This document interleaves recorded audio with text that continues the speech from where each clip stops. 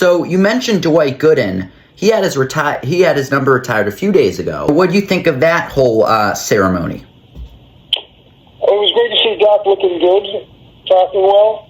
Obviously he's had issues over the years, and I think it's been, so much of that has been played out in the public eye because he was a public figure.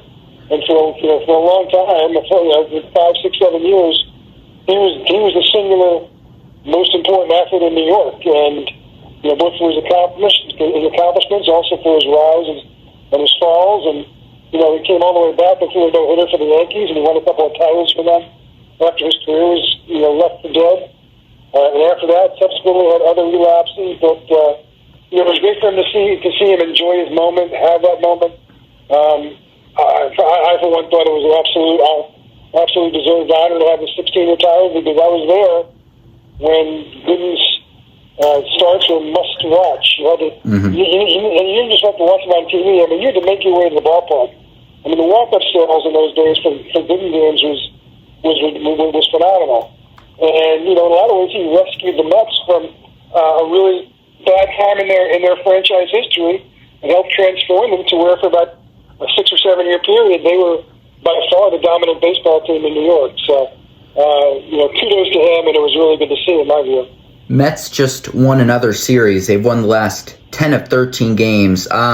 Alonso was named the NL Player of the Week, and some Mets fans it's a touchy subject when I mention Pete Alonso, because there's some trade rumors and people are mad about it. He didn't get paid. What are you hearing about Alonso in the trade market? I know Chicago, my hometown, they're interested in Alonso for the last few years. What's the trade market looking like for Alonso? I don't think there's a trade market yet. I mean, I think the Mets, in the best case scenario, have him play all year.